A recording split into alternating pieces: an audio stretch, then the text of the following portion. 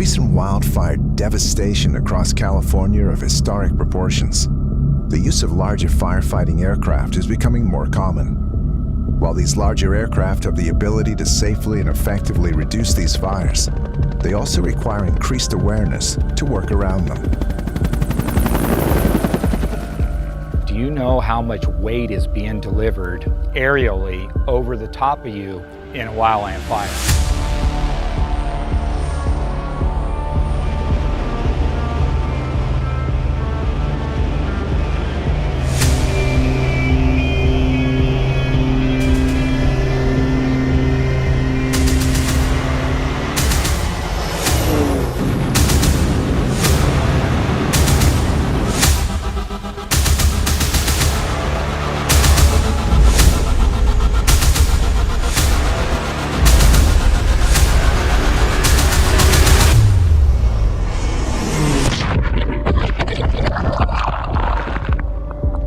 This test was with 9,000 pounds of fire retardant out of the S2. Imagine what could happen under a low dropout of a VLAT that can drop up to 170,000 pounds. That's around the weight of over 6 Type 3 fire engines falling from the sky.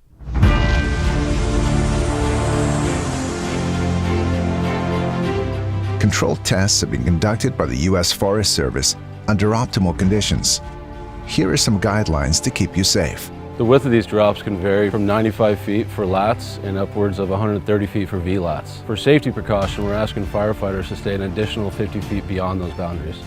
Drop lengths can vary. S2s and the larger tankers, we're looking anywhere from 300 to 1,800 feet of length in line. When you include the very large air tankers, we're looking at upwards of a mile. Drop heights, we can vary. A large air tanker, we can anticipate 150 feet above the vegetation. When we include the very large air tankers, the minimum that we're shooting for is 200 feet above the highest vegetation.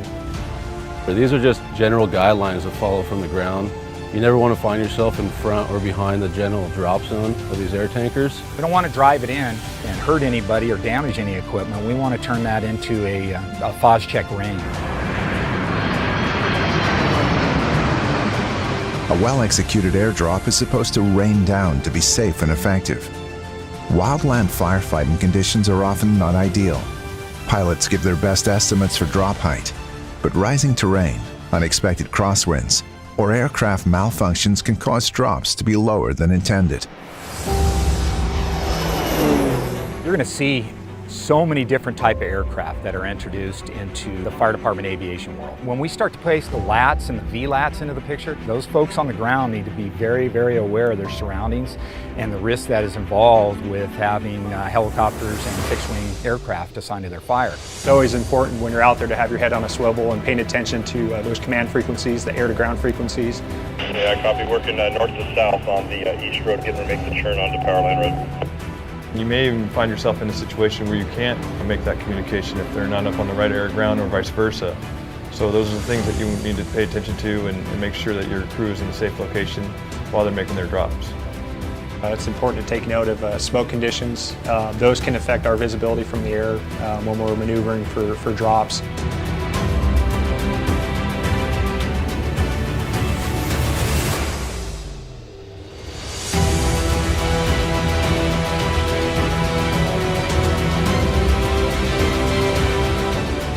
Clear that line to make sure that we're not impacted by any aerial hazards or debris that could be kicked up from aircraft dropping.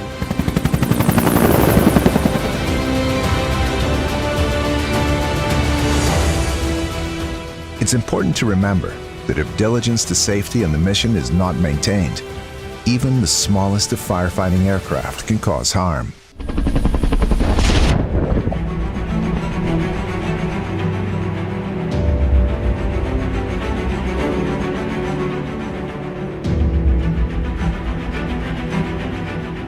Our job is inherently risky. It's also your job to do what you can to alleviate risk. Copy that. Turn final. Final clear for driver.